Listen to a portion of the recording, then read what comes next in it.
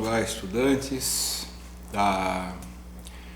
Eu vou dar prosseguimento aqui ao nosso cronograma lá da disciplina de Antropologia Cultural. E seguindo o nosso cronograma, né, nós não sabemos aí quanto tempo que é esse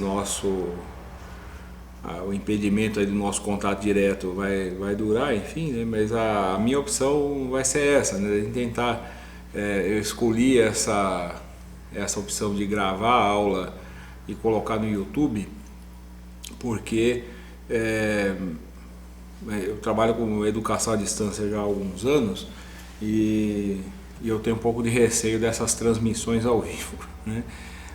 Aí às vezes a conexão não está funcionando bem, aí o sistema dá pau, essa coisa toda, e acaba não sendo lá muito produtivo.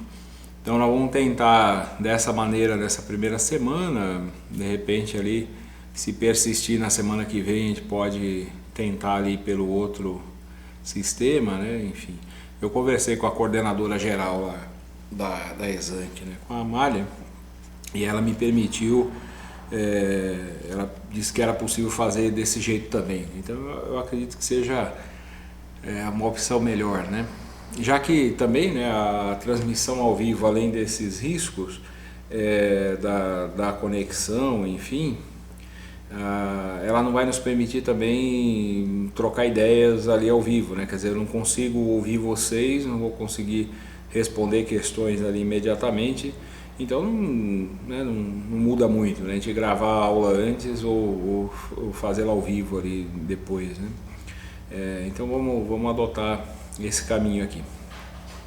Aí depois a gente vai se ajustando, né? O que a gente pode fazer, assim como a gente faria se fosse ao vivo, é que vocês me mandem as questões por e-mail ou comentando aí no vídeo mesmo, ou da maneira como vocês escolherem, que seja mais prático. E aí eu reúno as dúvidas aí, a gente grava outro vídeo respondendo as questões, ou respondo uma a uma ali diretamente, a gente vê o que for mais fácil, tá? Do nosso cronograma eu recomendo a vocês que leiam os textos indicados, né, que estão lá. E também, ainda dentro desse nosso tema da globalização, tem um documentário que é bastante interessante, né, que vai pensar nas contradições dessa coisa chamada de globalização. Que tem como base ali a obra do Milton Santos, né, que foi um grande intelectual brasileiro, falecido já, né, foi professor da Universidade de São Paulo, no campo da geografia, né, mas reconhecido internacionalmente, né, por ter colaborações interessantes para a gente pensar o nosso tempo, né, e de como essa coisa chamada globalização vai tomando os espaços todos, inclusive nos dando uma nova noção, né, uma nova dimensão do espaço, né? Como eles conseguem ali no documentário, né, e com a intervenção do Milton Santos diretamente, pensar nessas contradições todas, né, embora algumas informações ali sejam já um pouco fora de contexto, enfim, né, mas é curioso como alguns dos problemas que ele relatava lá estão voltando agora com bastante força. Eu acho que ainda é um documentário bastante interessante, então assistam também, né? Então, já que a gente está aproveitando das aulas pela internet aí, o documentário é um recurso bastante legal também. Recordando o nosso processo, então, na nossa aula anterior, o que nós fizemos foi tentar explicar para vocês, em traços bastante gerais, né, o processo histórico que nos fez chegar a essa coisa chamada de globalização. E eu lembro que eu fiz com vocês ali, para fins de análise, né, embora esses dois processos caminhem sempre juntos, nós usamos dois termos distintos, né, que nós usamos os dois termos livremente para conseguir analisar esses processos de maneira, assim, questões, né, específicas desses processos de maneira distinta. Eu falei de um conceito de mundialização, para a gente tentar pensar, e nesse caso esse de mundialização seria algo que a gente poderia chamar de inevitável, né, dada as tendências de reprodução da própria ordem capitalista, e eu tentei mostrar para vocês como e por quais razões, né, as leis tendenciais, enfim, que nos explicam, né, como é a expansão das relações sociais capitalistas pelo mundo afora, como se cria historicamente, né, uma relação entre centro e periferia do sistema e como ocorre o processo de globalização do mercado, como vocês gostam de chamar, não é? Mas a formação do capitalismo monopolista, né? A entrada do capitalismo nessa fase monopolista, o significado teórico, né, da palavra imperialismo, né, a presença então do capital financeiro, um dado papel que os estados nacionais assumem nesse processo, né, e daí a relação entre centro e periferia, como ela se estabelece. E depois nós usamos esse termo globalização como para tentar analisar os aspectos culturais, ideológicos desse processo, né? E políticos de qualquer maneira também, né? Sem dúvida. Nesse caso, aí eu lembro que nós falamos um tanto ali da Guerra Fria, né, e do pós-Guerra Fria, e de como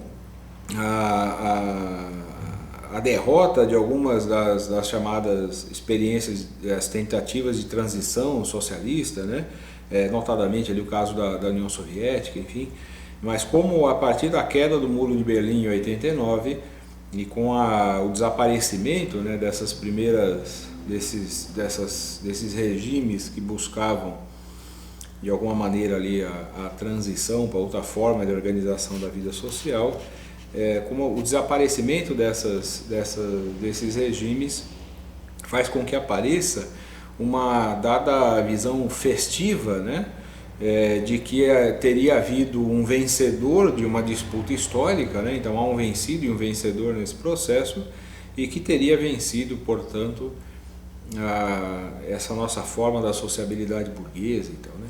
Isso tem um peso político, ideológico bastante grande, né? Isso vai justificar inclusive uma ofensiva na propaganda, né, pelo mundo afora, festiva dessa maneira, né, tentando apresentar um fim da história. Nós vamos ver mais para adiante, né, quando a gente estudar um pouco do Francis Fukuyama, por exemplo, né, como se gestaram inclusive pretensas teorias, né, sobre essa possibilidade de um fim da história marcado pela vitória da sociabilidade burguesa. Então, que vai, acho que as sucessivas crises, né, e essa nossa agora, que está sendo um tanto quanto escondida por conta dessa coisa do vírus e tal, da pandemia, né? Mas a crise estava posta ali, né, para estourar, mas essas sucessivas crises, elas mostram sinais, né, de limites, enfim, talvez não do esgotamento, né, mas de limites bastante grandes dessa nossa forma de sociabilidade. Então, é claro que aí assim, a análise, a gente necessitaria de muito mais tempo para poder estudar tanto o que eu falei aqui, né, da derrota dessas experiências socialistas, algumas delas persistem, né, foram derrotadas, mas a derrota de algumas e tal, né, que dá origem a essa festividade toda, as razões, né, enfim, então estudar, né, os processos internos e tal, e como as questões internas e externas se aglutinam ali numa dada unidade, num certo momento que explica a derrocada desses regimes. E também, claro, né, seria de se estudar com bastante mais carinho esse processo das crises propriamente e tal, né, e a gente conseguir explicar melhor esses limites todos. O nosso foco aqui escapa um tanto disso, né? Embora essas duas frentes aí que nós não tratamos, elas sejam fundamentais, né, e mereçam ser estudadas com carinho. Eu sei que vocês todos vão querer estudar essas coisas com carinho ao longo da vida, e eu sei não, eu espero, né, eu gostaria muito que isso acontecesse, e portanto vocês têm assunto para estudar aí, não por uma vida inteira, mas por 2 vidas pelo menos, né? Então vamos cuidar da saúde aí, né? Cuidar do que é necessário para uma vida longa, pelo menos, para a gente conseguir dar conta pelo menos da metade da tarefa. Então isso só para relembrar o que foi lá da nossa aula passada, né? Então a gente estava nesse pé, tentando mostrar como o aparecimento das transnacionais, né? E ao mesmo tempo, e constante, né? uma crise, quem pode chamar de sistêmico, de estrutural, né? do capitalismo, que vai pipocando cada vez mais. Isso vem desde lá dos anos 70, né? Aquilo que eu falava para vocês de uma tendência de queda percentual das taxas de lucro, que é uma lei tendencial da reprodução capitalista, que ela pode ser, obviamente, né, como é uma lei tendencial, né, ela pode ser revertida, pelo menos momentaneamente, né, por contratendências. E se a gente pensar nessas contratendências, a gente consegue entender esse pacotaço, né, que ficou conhecido como as políticas neoliberais, junto com elas a chamada reestruturação produtiva e essas coisas todas. Então tem uma porção de temas aí correlacionados, né, que exigem estudos mais aprofundados. Mas ficando no nosso tema aqui, né, a antropologia cultural, eu falei para vocês, ela vai tentar, né, com os temas que vamos desenrolar ao longo do semestre, dar uma certa compreensão do tipo médio humano do nosso tempo, né, e dessa coisa que nós chamamos de cultura e das interações culturais e por aí vai. No nosso tema específico, então, voltando aqui, né, a ideia nessa nossa aula é a gente pensar nessa coisa da globalização, né, com essa diferença que nós operamos já desde a primeira aula, em dois sentidos, né? Então, no sentido do significado disso, né, do centro para a periferia do sistema, e do significado disso na periferia do sistema, né, na sua relação com o centro. É isso que vai que alguns autores vão chamar da globalização como um globalismo localizado, ou como um localismo globalizado, né? São duas formas de a gente pensar isso para facilitar a análise, né? Para fins de análise, portanto. Então, enfim, a globalização ela vai aparecer sempre como a globalização bem sucedida de um localismo. Isso significa o quê, né? O que nós chamamos de globalização, né, ou das características todas que envolvem essa coisa chamada globalização, ela envolve sempre coisas que são próprias do centro do sistema, né, e que se expandem para a periferia do sistema, nessa forma da globalização de algo que é local, né? Isso vai gerar choques internamente, o que a gente vê logo depois, né? Isso vai se dar sempre numa forma de tensão, né, gerando contradições as mais diversas e conflitos os mais diversos. Vai aparecer sempre necessariamente, né, na figura nas formas, né, de vencidos e vencedores, né, ou daqueles que organizam a dominação e de grupos que são dominados. E cria também, evidentemente, né, uma nova relação do que nós chamamos de espaço e tempo, né, para pensar as relações sociais, né. Nós temos uma intensidade na troca de informações, né, uma possibilidade de rapidez nos transportes e assim vai, que permite, ou que permite de fato, né, objetivamente, uma aceleração, né, portanto, do tempo nas relações entre os estados, em todos os cantos do mundo, mas permite também a geração de determinadas representações, né, um tanto quanto deformadas da realidade, né, que vão aparecer naqueles discursos mais festivos também, né, sobre essa coisa da globalização, que é a ideia lá de uma aldeia global, né, que nós viveríamos todos agora, né, conectados numa grande teia de inter-relações, etc, etc, que vai aparecer no discurso, né, oficial, malgrado a má vontade ou as resistências, né, de alguns povos, vai aparecer como sendo a grande comunidade humana, né, assim, unida por uma grande teia, né, ou por uma grande rede. E a ideia da rede mundial de computadores, por exemplo, né, e dessas possibilidades de aceleração da informação, elas vão gerar essas ilusões, né? A ilusão, quando a gente fala de ciência política, a gente fala do campo da filosofia, a gente fala de ideologia e por aí vai, essas ilusões ou essas representações deformadas da realidade, elas não podem ser coisas que não existem, né? Então, assim, na verdade, essas representações deformadas, elas sempre vão corresponder a aspectos da realidade objetiva, né? Então, de fato, elas estão ali, só que elas costumam ser representações parciais da coisa só. Quer dizer, a gente vê uma parte disso, né? A gente percebe uma parte disso como sendo todo, né?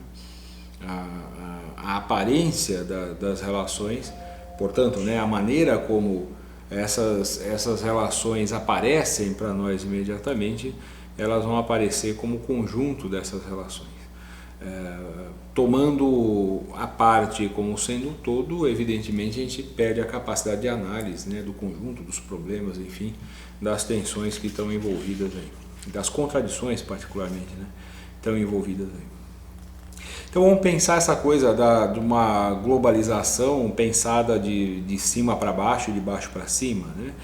Se a gente pensar numa globalização de cima para baixo, nós podemos falar dessa ideia, né, da globalização como um localismo globalizado ou como um globalismo localizado.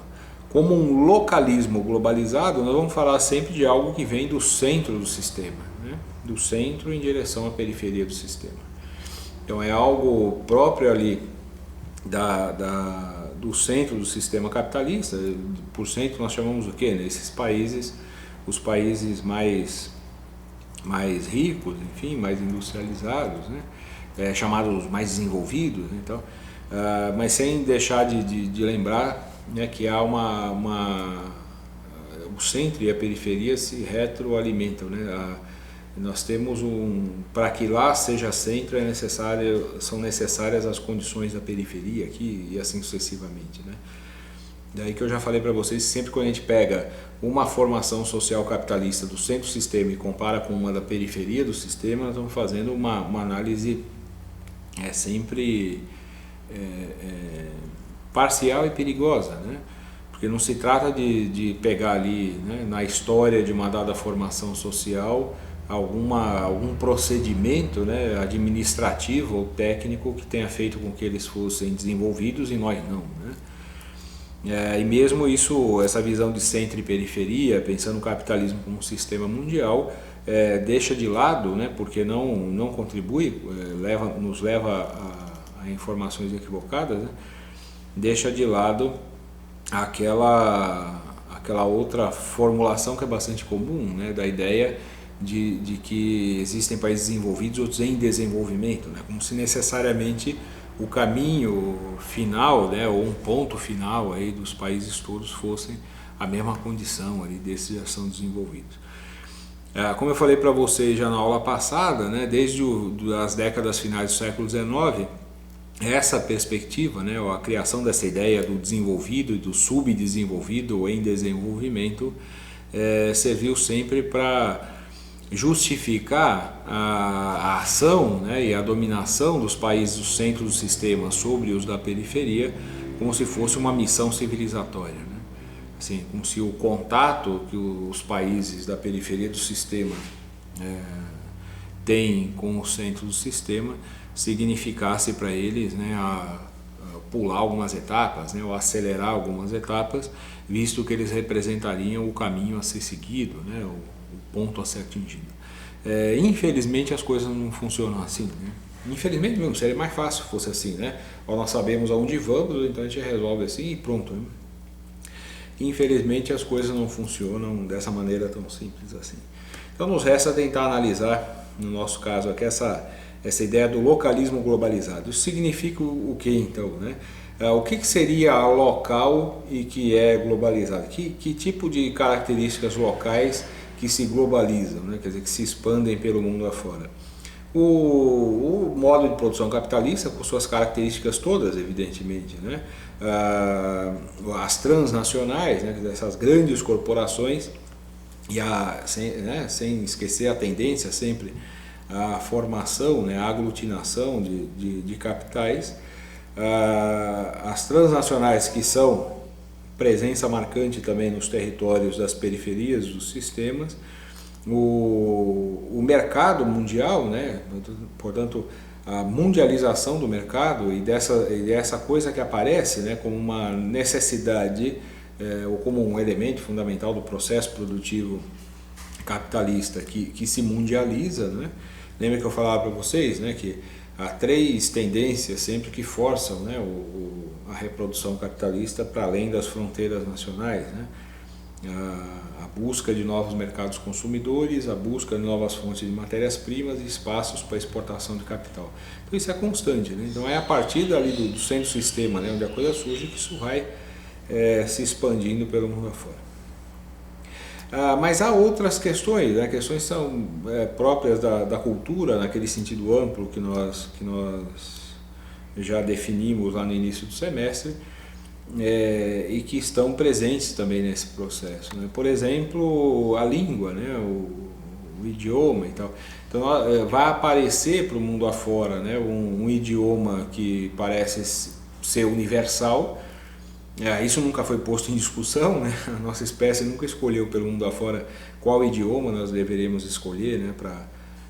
No caso de grupos, né, se expressando por idiomas totalmente distintos, né? Um servir ali de referência obrigatória, mas é claro que o idioma que vai se expandir dessa maneira é o principal ali, das grandes potências, né? O inglês vai assumir essa posição com o tempo, né? Tanto pela predominância da Inglaterra ali até o comecinho do século XX, quanto depois pela hegemonia estadunidense, né? no bloco capitalista. Nós percebemos, né, esse localismo que é globalizado nas influências na língua portuguesa, né? Não só a linguagem própria dos meios corporativos, mas também no cotidiano, né, desses países da periferia do sistema, nós encontramos termos em inglês que são incorporados, né, no dia a dia, às vezes até de maneira imprópria, indevida, enfim, né, mas que são incorporados e utilizados largamente, né. Inclusive, às vezes parece menos culto, né, menos inteligente, assim, menos ilustrado aquele que usa termos equivalentes em português mesmo e não no inglês, né? Tentem pensar assim, vocês que trabalham aí nas empresas, né? Se vocês começarem a usar a palavra devolutiva, né, no lugar, ou retorno no lugar de feedback, né, você pode ter problema, né? Se você pensar em treinamento e não em coaching, em mini curso ou numa oficina ou qualquer coisa do tipo, em lugar de workshop, né? Essas coisas bizarras, né? Até chegar ao ridículo, né, dos coffee break da vida, né, assim, e aos extremos, né, de qualquer, desde o restaurante mais cheio de coisas até a venda da esquina, você ter ali, em lugar de uma entrega em domicílio ou atendemos em casa, você ter lá um delivery, né? Um disque alguma coisa com K no fim, né? Essas coisas malucas que nós vamos construindo ao longo do tempo. Então, esses termos vão sendo incorporados, eles são expressão, né? Eles são nocivos, né? Até que ponto, né? Talvez não seja exatamente essa questão, né? Mas isso só revela o quanto nós somos influenciados, né, por esse localismo que é globalizado, né? Essa é a língua deles lá, né? O sistema que vocês usam chama Blackbird. Num país de língua inglesa isso é quadro negro, né? Ou é lousa, a gente chamaria de lousa. De fato, se você chamar o sistema lá de lousa, ele pode parecer menos interessante do que chamar de blackboard, parece ser mais chique por isso, né? Então, se o sistema operacional usado aí no geral nos computadores se chamasse janelas, não seria lá, né? Mas eu uso as janelas.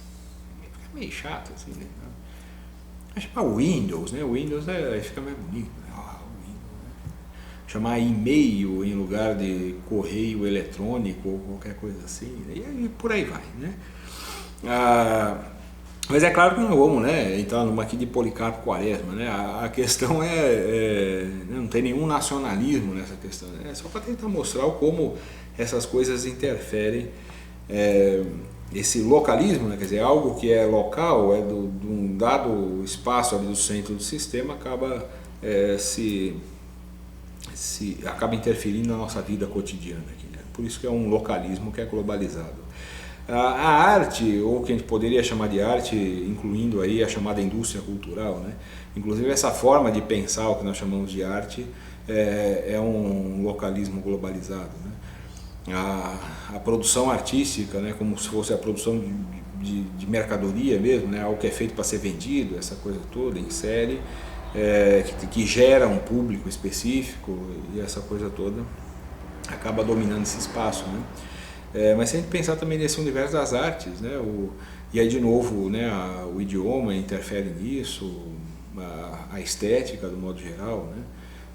O que nós consideramos boa música ou música ruim não depende muito da nossa, com raríssimas exceções, né? Não depende muito do nosso gosto musical ou das pesquisas que nós fizemos para entender o que é música boa ou música ruim, né? Em geral isso nos é imposto e nós abraçamos isso e pronto, né? Às vezes até sem fazer ideia nenhuma do que se está dizendo, né? Porque as pessoas não sabem obrigatoriamente traduzir imediatamente ali as letras das músicas em inglês, né? Isso nos é martelado na cabeça o tempo todo, né? E acaba sendo incorporado de um modo geral, né? E aí nós podemos dar exemplos mais diversos. Eu lembro que em sala eu dava o exemplo dessas lanchonetes aí, similares ao McDonald's da vida, os Burger King e tal, chamado fast food, né? Que eles vão não só apresentar um tipo de alimentação que é exógeno, né? Quer dizer assim, não é algo que aparece por aqui, enfim, que faz parte dos costumes aí dos brasileiros. Não há problema algum, né? As culturas são dinâmicas, né? Elas são abertas, elas vão se misturando, se metamorfoseando, enfim. Mas o que está posto ali, claro, não é só um tipo de alimento, né? O que está posto ali é mais que isso, né? Tem um estilo de vida ali, né? Não há nada concepção de vida e de mundo que vem junto com aquele lanche ali, né? A ideia, né? Uma ideia de fluidez, de rapidez e ao mesmo tempo de futilidade, né? Lembra da frase inteira, como eu falava, o fast food, fast money e fast woman, né? É até machista o negócio, né? Mas essa coisa da rapidez, né? Da fluidez desses processos e ao mesmo tempo uma rapidez e uma fluidez que é fugaz também, né? Tudo muito, né, que se pulveriza uma dada rapidez, né? Isso tudo é ideológico propriamente, né? Mas que tem uma interferência grande também na forma do viver, né? Nas relações sociais de um modo geral. Enfim, acho que temos exemplos aí o suficiente, né, para tentar pensar nessa globalização como um localismo globalizado. E claro, né, junto com isso as concepções mais gerais, né? Essa compreensão festiva do mundo, como eu falava agora há pouco, da aldeia global, do capitalismo como o fim da história, como uma forma superior e mais elevada de organização da vida humana, e daqui para lá não é possível haver mais nada, e essas coisas todas, as representações, né, do que a gente tem, do que a gente associa como felicidade, como prazer, como realização pessoal, essas coisas todas, isso tudo acaba interferindo, né, na nossa cultura também, e portanto nas relações sociais, né, na vida cotidiana. Só que essas coisas que vêm, né, esses localismos são globalizados, eles causam, né, impactos os mais diversos aqui também. Né? Então esse globalismo, né, localizado, como a gente poderia chamar, vai ocorrer na periferia do sistema particularmente, né? Então a gente pensando nesses processos aqui, e a gente pode ir revertendo, né, essas coisas todas que a gente falava aqui antes. Né? Então você tem um impacto bastante grande, né, das práticas das transnacionais na economia local, que vai interferir não somente, né, nas relações sociais, nas questões econômicas, mas também e nas políticas, enfim, mas também no meio, né, e na forma como nós transformamos o espaço e ajustamos, né, o espaço às necessidades dessas transnacionais, né, para a instalação das grandes corporações e por aí vai. Nós temos impactos no campo, se a gente pensar o agronegócio, né, a perspectiva da produção de alimento, da produção não só agrícola, mas também da pecuária, enfim, ligada a esses interesses, né, do mercado mundial, a forma como, no caso do Brasil, a manutenção da concentração de terras, né, só que uma mudança do latifúndio improdutivo ali, que vivia ainda da exploração direta de trabalhadores que pagavam, né, pelo uso da terra, alguma coisa do gênero, em alguma das suas formas, né, de parceria, de cambão, colonato, arrendamento, qualquer coisa assim, e dos poderes locais, passando para o agronegócio, né, que é a instalação da grande empresa capitalista dentro da mesma lógica capitalista e dentro da mesma lógica do uso predatório dos recursos naturais, que é o agronegócio. Né? Então, isso também vai acontecer no campo. Nós temos no turismo, né, impactos os mais diversos, né, e esses que são propriamente culturais, né, no sentido aí dos hábitos, enfim, e da produção artística e tal, como nós já falamos antes. Né. Então essa noção, né, da aldeia global, da globalização e tal, e uma dada tendência, né, à homogeneização cultural, que não é tão simples assim, né? Não é tão fácil de se estabelecer, ela vai, quando olhada mais de perto, né, ela vai apresentar aí problemas também os mais diversos. Pensem assim, nós temos espaços onde há interação, né, entre culturas, isso não é negativo necessariamente, isso faz parte da nossa espécie, né? A nossa espécie vai fazer isso ao longo da sua história, né? Mas quando está posta uma relação de dominação, né, política, econômica, né, uma relação de exploração, seja ela qual for, é claro que você vai encontrar sempre determinados setores que se beneficiam, né, setores locais que se beneficiam diretamente, né, dessa relação, mas no geral nós temos o prejuízo, né, de um lado aí, e prejuízos mais diversos, né? Inclusive prejuízos culturais, né? Nesse processo de submissão, né, da periferia ao centro do sistema. Então são esses aspectos, né, próprios ligados à dominação política, econômica, ideológica, né, ou à dependência que é gerada pela forma como o capitalismo se desenvolve na periferia do sistema. São esses aspectos que devem ser melhor notados, né, para a gente sair um tanto fora dessa visão festiva que aparece a globalização.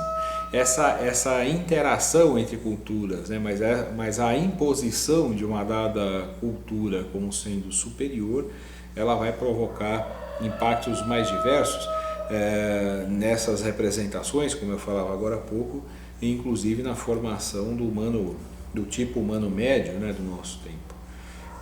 O tipo humano médio que ele é resultado, sem dúvida alguma, dos nossos valores, dos nossos costumes, das nossas tradições, mas disso tudo interagindo, né, com esses novos aspectos que, vindo de uma forma de organização da vida social que privilegia, né, ou coloca em primeiro lugar a lucratividade em detrimento dos humanos envolvidos nesse processo, a gente pode imaginar que os resultados disso não podem ser nada diferentes de tensões, de contradições, né, de problemas os mais diversos. Pensem nesse aspecto só, né? Quando a gente fala a gente se refere à natureza de modo geral, né? Portanto ao planeta de modo geral, como recursos naturais, né? A gente tem algum problema aí, né? Pensar o humano fora da natureza, né? E chamar a natureza inteira, né? O que há, a natureza nesse termo nem existe, mas chamar o planeta, né, tratar o planeta como recurso, né, quer dizer, como coisa que a gente deve usar para obter lucro dentro dessa lógica, claro que a gente tem problemas aí bastante grandes, né? É essa lógica perversa que vai fazer a nossa espécie destruir o próprio meio, né, o que não parece ser muito inteligente, né? E mais grave que isso, né, quando nós começamos a chamar o próprio humano de recurso, né? Então nós temos até curso aí nas faculdades, né? Virou curso de graduação já, de tecnólogo e tal, curso de recursos humanos, né? Quando a gente pensa o humano como recurso, né? Ou quando a gente lida, né, com alguma parcela da nossa espécie e pensa nessa parcela como recurso, dentro dessa lógica da lucratividade, né, e dentro da lógica da ideologia empresarial, isso significa conseguir extrair desse recurso, assim como dos demais, o máximo possível de lucratividade, portanto gastando o mínimo possível, né? Isso envolve também os investimentos, isso, né? Assim, eu invisto X para ganhar 3X, né? Então isso me vale a pena. Então aí acho que isso revela um tanto das nossas misérias, né? De como isso ajuda a gente a pensar bastante, e aí refletindo mais no campo da antropologia ainda, né? Mas no campo da filosofia também, isso pode nos ajudar a pensar vários problemas do nosso tempo, né? Tendências do nosso tempo e algumas posturas, né? E práticas lamentáveis também no nosso tempo. Seria possível pensar nessa coisa chamada globalização em outros termos? Seria, sem dúvida, insisto, né? A interação entre as culturas é algo da nossa espécie, né? Desde que os grupos humanos vão se encontrando, isso vai ocorrendo. No nosso tempo, isso provoca, em alguns casos, interações, né, mais ou menos pacíficas e em alguns casos até bastante interessantes, né, com resultados curiosos, positivos, mas também há resistências, né? Essa investida, né, numa dada homogeneização cultural faz também com que em determinados espaços haja até o ressurgimento, né, de traços culturais meio que abandonados ali, né? Então uma forma de resistência, né, a essas investidas, nem sempre consciente, né, mas uma forma de resistência é se apegar, quando se vê, né, diluindo, né, uma dada forma da vida social, enfim, ou algumas características dela, uma das maneiras de resistir a isso é se apegar a determinados valores, a determinados costumes, né, que estavam até já sendo postos meio que de lado e tal. E aí você vai ter reações, né, mais radicais, enfim, né?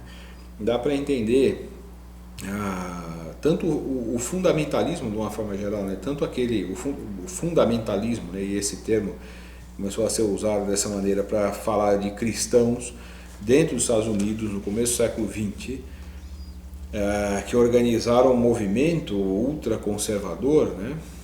E de direita politicamente, que tentava, isso eles dizendo, né? Que tentava salvar os Estados Unidos dos ventos da modernidade, etc. E tal. Então essa ideia de fundamentalismo, né, que é sempre algo reacionário, né, politicamente conservador, moralista, etc. Isso vai acontecer também depois em outros setores, né? Não é de se estranhar que no geral vai aparecer ligado às questões religiosas, né? Ou a questões políticas que são tomadas como religião, né? Quer dizer, assim, tomadas, né, com a mesma com a mesma, e no melhor sentido da palavra, né, com a mesma irracionalidade, né, quer dizer, com a impossibilidade de se explicar isso racionalmente, né, objetivamente, a partir de premissas não verificáveis, né, para fundamentar determinadas posições. Né. Isso é sempre perigoso e, no geral, o resultado desses movimentos são bastante danosos. Né. Mas, enfim, seria possível a gente pensar em outros termos? Seria, né, pensar numa globalização sem esses traços, sem esses conflitos, enfim, essas contradições no sentido mais negativo. Então, alguns autores vão sugerir um termo chamado cosmopolitismo, né? Você deve ter cuidado com esse termo, né? Está dentro da filosofia idealista, né? Esse termo mesmo dentro da filosofia política, enfim, a construção de relações internacionais e tal, né? De cidadãos do mundo, e junto com isso vai caminhar sempre a possibilidade ali de uma relação entre os estados, entre os povos, baseada ali em cooperação, etc, etc. Ora, eu não digo que isso não seja possível, né? Aliás, eu acho que isso é necessário, seria fundamental, inclusive, para a persistência da espécie e para que a nossa espécie pudesse garantir, né, para todos, tanto a manutenção, né, do nosso meio, né, ou a interrupção da destruição ou do uso predatório, né, do que nós chamamos de recursos naturais, mas também a manutenção da nossa espécie em condições razoáveis de vida, né, não de maneira em condições miseráveis, enfim, né, em violência constante, né, com as guerras, etc.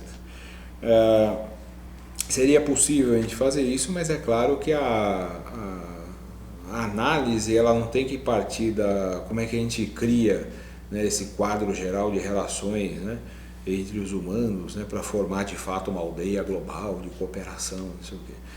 Essa possibilidade de cooperação, né, de organização da vida em outros sistemas passa necessariamente por uma mudança de objetivos, né, uma mudança de foco, de perspectiva com relação à vida no modo geral. Né. Portanto, fica bastante difícil a gente pensar, e eu não vou apresentar qual é a solução para isso, porque a gente não tem receita para isso, né?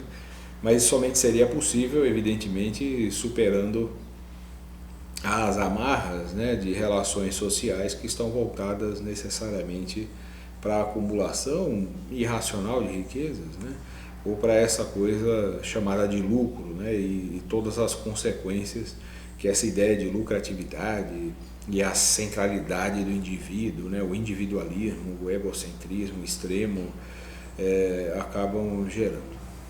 Mas aí a reflexão sobre essa possibilidade vai passar necessariamente pela reflexão sobre as nossas relações sociais no modo geral. Né? Elas podem ser transformadas, assim como surgiram em algum momento aí de outras relações, né? Em algum momento elas serão transformadas, se para melhor ou para pior, aí somente os astrólogos podem se arriscar a perceber. Mas ficamos por aqui, mandem as questões e a gente continua a conversar. Meu abraço.